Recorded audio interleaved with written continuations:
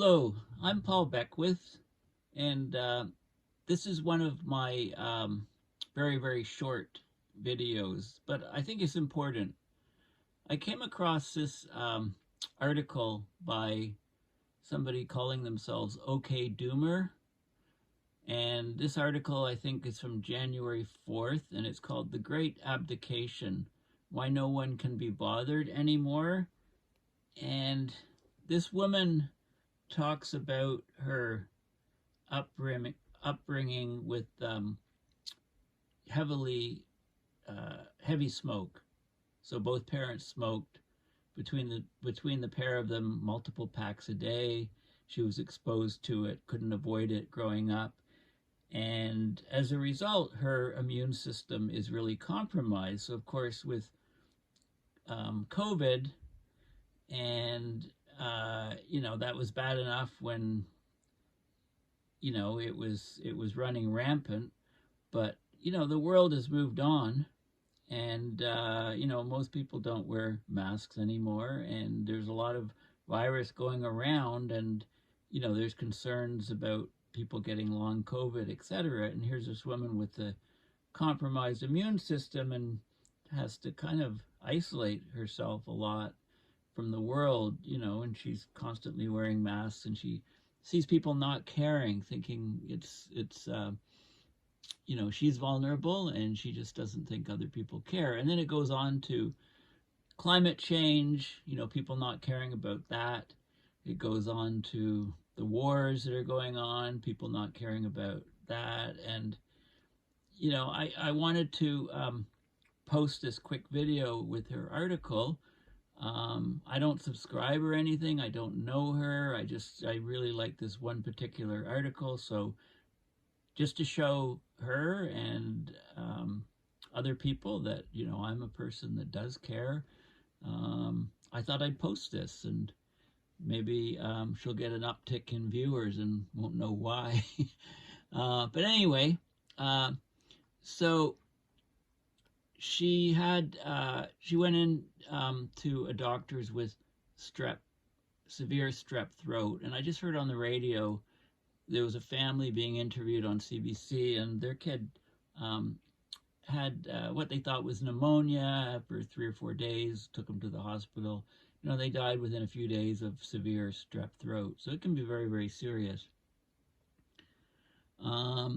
So she found out she had a fungal infection. The staff, said, "Do you have diabetes? Do you want us to test for that?" She declined the tests. They said, "We'll give her a mouthwash." Yeah, that would work. So there she was at the emergency room at 4 a.m. She was told there was something deeply wrong with her, but it didn't strike people in the hospital as urgent. People that work in hospitals, they have to be somewhat shell-shocked, or they have to compartmentalize and make themselves a bit immune to the hardship of people that come in. Otherwise, they couldn't do their jobs. I get that. But she's saying, a gunshot or a knife wound would be urgent, but, you go in for something like strep throat, nobody has answers. She gets a bill for $2,000, pays for half of it. Medical covered the other half. So then she went to Dr. Internet, and they say, yes, you're at risk of fungal infections after COVID. And she had mild COVID. And then some doctor on social media recommended she get a procedure called a lymphocyte panel, commercial lab, blood work. And she did. And it told her, when she goes in, like, her doctor doesn't wear a mask, doesn't use air purifiers. She needed a doctor, but her doctor might give her a disease that her immune system couldn't fight off. So anyway, she's arguing that millions of vulnerable and immunocompromised people find themselves in this crater every day.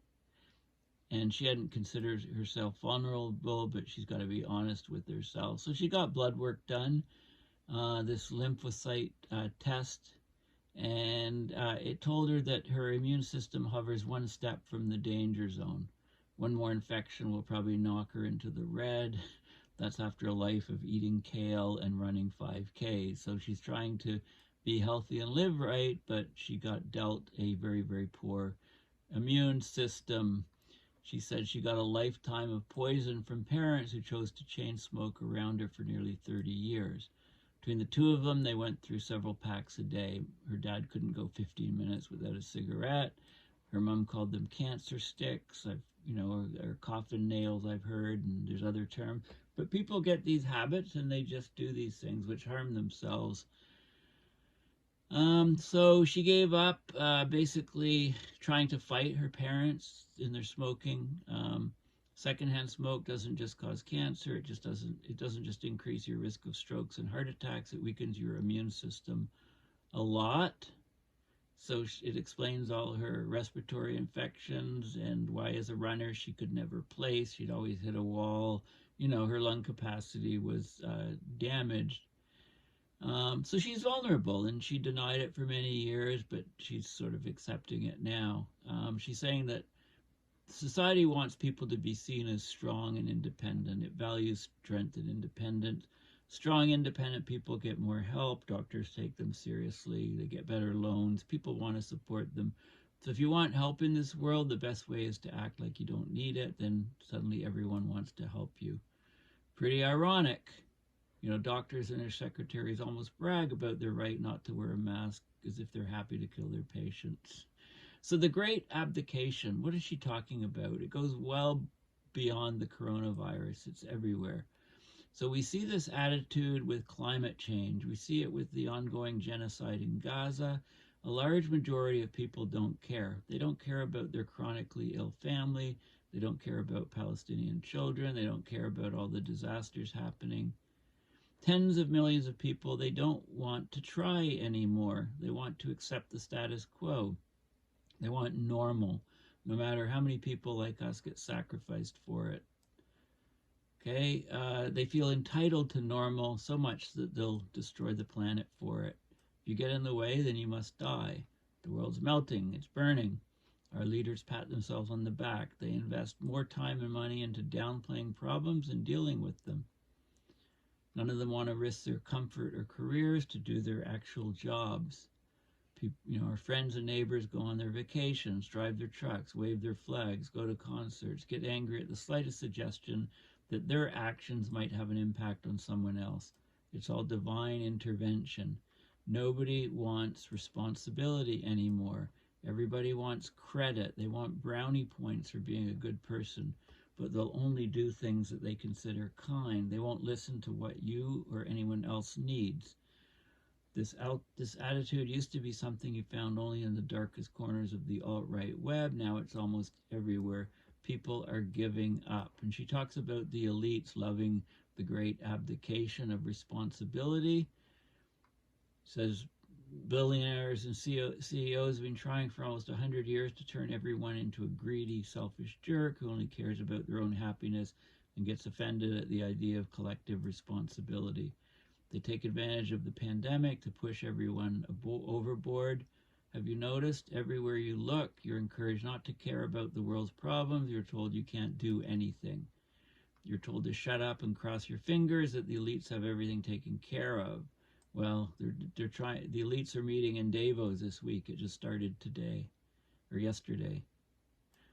Haven't seen much press about it actually, because a lot of time recently they've been getting very bad press. It's about 2,500 people flying to Davos, Switzerland, in private jets to smoke cigars in back rooms, cut deals, and try to solve the world's problems, which they don't even recognize. So anyway, she's saying it doesn't have to be like this. It doesn't have to be like this. It can't. Sooner or later, we're going to have to deal with all this anger and pain. If we don't deal with it in a healthy, productive way, it's going to grow just like a cancer. It's going to kill us. Watch. So, pretty dire message. I like the, it's sort of what's out there. I mean, social media is a part of it, all the news that comes across. I mean, there was a guy out west who collapsed at the side of a highway or road, major road. And if you know, out west in Canada, it's been minus 40, minus 50 degrees. you know, on the coldest days, you know, I don't know if it was that cold when he collapsed, you know, maybe -20 or something.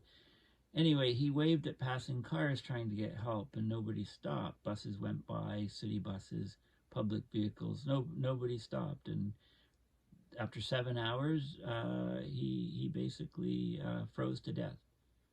Right? It reminds me of that story of a woman screaming in Central Park or something, and all these people in apartment buildings, you know, can see what's going on and hear what's going on, and nobody goes and helps her. So, anyway, those are questions. You know, is our society like that? If it is, why is it like that? If it's like that, can we do anything about it? So, anyway, I just wanted to post this short video just to bring your attention to this woman, Jessica Wildfire, and her blog, Okay Doomer.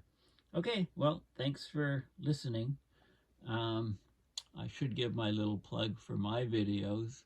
You know, if you like my videos, please consider donating to PayPal at paulbeckwith.net to support my research and videos. Thanks again, and bye for now.